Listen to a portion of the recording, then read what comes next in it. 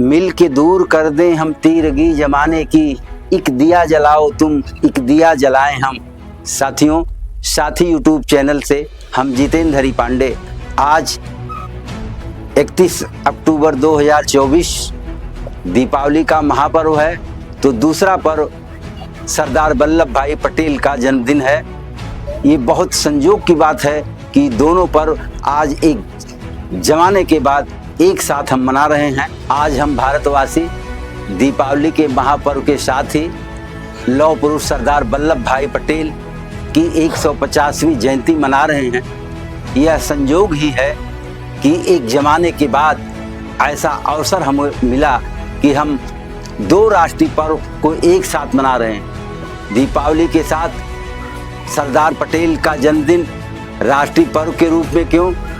दीपावली शांति, एकता, भाईचारा का मिलन होता है और सरदार वल्लभ भाई पटेल का जन्मदिन राष्ट्रीय एकता दिवस के रूप में मनाया जाता है। तो यह एक बड़ा संयोग है कि यह दोनों पर्व हमें और आपको एक साथ मनाने का अवसर मिल रहा है। सरदार पटेल का जन्म 31 अक्टूबर 1875 को गुजरात के खेड़ा जिले में हुआ था। ये किसान परिवार से थे। इनके पिता झांसी की रानी लक्ष्मीबाई रेजिमेंट में सेवादार थे, जिसका असर बालक वल्लभ पटेल पर पड़ा।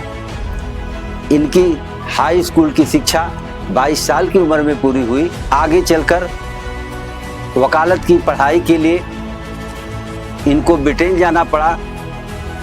उस ब्रिटेन के विश्वविद्यालय में जहां से महात्मा गांधी ने शिक्षा पाई, उस विश्वविद्यालय से आप बैरिस्टर बनकर के भारत लौटे। लौटने के बाद अहमदाबाद के अंदर अच्छी वकालत की शुरुआत की और वकालत के साथ ही उस दौरान स्वाधीनता का आंदोलन अपने चरम पर चल रहा था। गांधी जी पूरे देश में चल रहे थे और खेड़ा जो इनका जिला है, खेड़ा में एक सत्याग्रह था। खेड़ा सत्याग्रह से ये गांधी के साथ हो जाते हैं और खेड़ा सत्याग्रह के बाद बारलोदी सत्याग्रह जो भारत में बहुत ही मशहूर है। खेड़ा और बारलोदी सत्याग्रह के बाद इन्होंने स्वाधीनता आंदोलन में अपने आप को झोंक दिया। सरदार पटेल आगे चलकर गांधी के रास्ते पर खुलकर चलने लगे और बड़ी बेबाकी और हिम्मत के साथ इन्होंने देश की स्वाधीनता के आंदोलन में गांधी जी के साथ कदम से कदम मिलाकर चलने का काम किया। यही कारण है कि वे अपनी बातों से, अपनी उदारता से या अपनी हठधर्मिता से जिसको वो ठान लेते थे उसे करके दिखाते थे।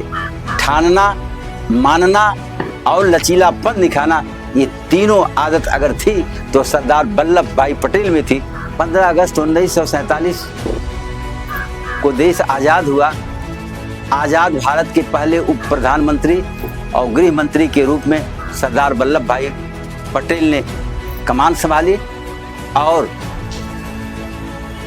30 जनवरी 1948 का वह दिन आज भी भारत का एक एक नागरिक गांधी की हत्या को सोचकर मर्माहत हो जाता है।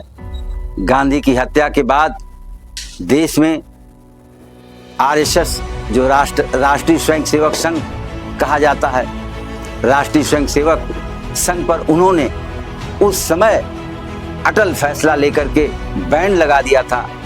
उनका मानना था कि राष्ट्रीय स्वयंसेवक संघ सीधे तो इसमें शामिल नहीं है, लेकिन गांधी की मौत के बाद राष्ट्रीय स्वयंसेवक संघ के लोग जिस तरह से जश्न मना रहे थे, जिस तरह से खुशी मना रहे थे, इसलिए उन्होंने कहा कि ये बैन इनके ऊपर लगाना उचित है। उन्होंने पंडित जवाहरलाल नेहरू को भी पत्र लिखा था, जो देश के प्रधानमंत्री थे, कि राष्ट्रीय स्वयंसेवक संघ सीधे तो नहीं है, लेकिन जो इनका कार्यकलाप है, इनके कार्यकलाप की वजह से ही ऐसा माहौल बना कि गांधी की हत्या हुई। उस समय श्यामा प्रसाद मुखर्जी ने भी सरदार पटेल को पत्र लिखा था। श्यामा प्रसाद मुखर्जी को भी उन्होंने यही जवाब दिया था कि हम मानते हैं कि संघ बहुत सारे अच्छे काम भी किए हैं, लेकिन संघ की वजह से ऐसा माहौल बना जिसके कारण गांधी की हत्या हुई और उस हत्या के बाद बैंड लगा, वो बैंड बाद में चल करके हटा दी। सरदार पटेल की राजनीतिक सूझबूझ, अटल निर्णय लेने का उनका जो जिगर था उसके वो माहिर थे, इसलिए लोग उन्हें लौह पुरुष के नाम से जानते हैं। जब भारत स्वतंत्र हो रहा था 500 से अधिक रियासतें थीं जो अलग अलग थीं।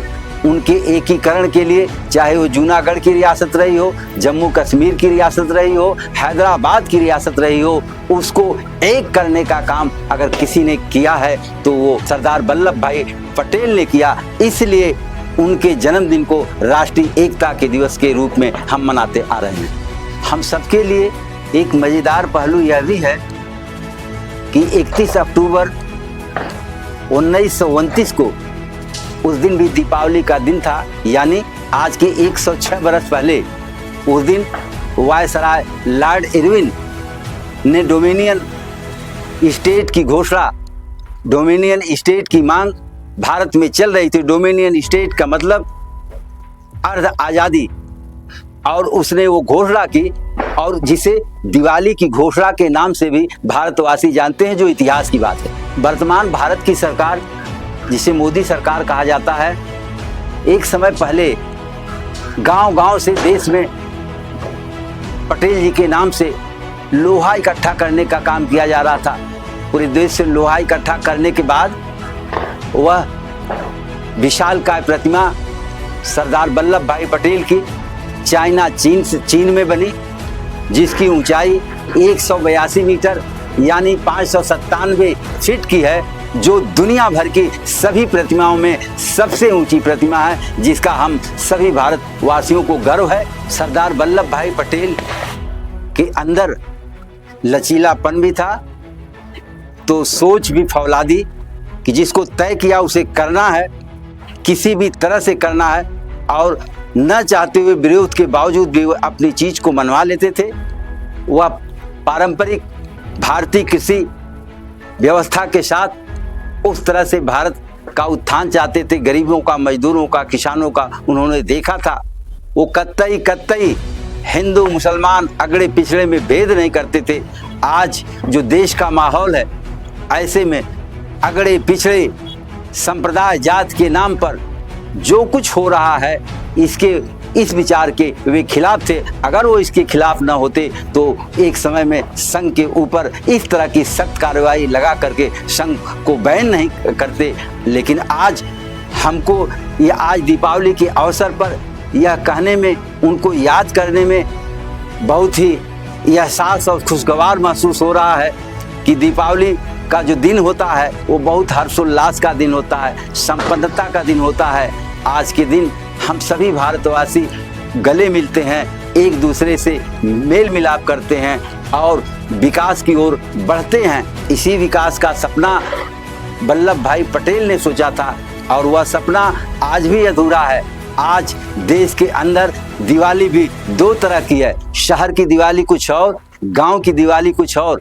हम अपनी बात बताते हैं, जब हमारी दादी, जब हमारी माँ कच्चे घरों की पुताई दीपावली के एक सप्ताह पहले शुरू करती थी तो मिट्टी की दीवार से लीपना पोतना और घर आंगन सब ठीक करना एक सप्ताह से लेके 10 दिन तक लगता था। लेकिन आज भी शहरों में जो पक्की इमारत अट्टालिकाएं हैं, उनकी संस्कृति में झालर और उस तरह के साजो सामान हुआ करते थे। आज भी गाँव में दीपक और कैंडल का महत्व है। हम दीपक और कैंडल जला के दीपावली को मनाते हैं, अपनी खुशी का इजहार करते हैं। कल से लेके आज तक हमारे मोबाइल पर फ़ोन के जरिए, व्हाट्सएप के जरिए सैकड़ों मित्र ऐसे हैं जो हिंदू धर्म से नहीं हैं, लेकिन दीपावली के पर्व पर उनका शुभ संदेश पा करके हम गौरवान्वित हैं। और हम ये चाहते हैं कि हिंदू, मुस्लिम, सिख, ईसाई आपस में है भाई भाई।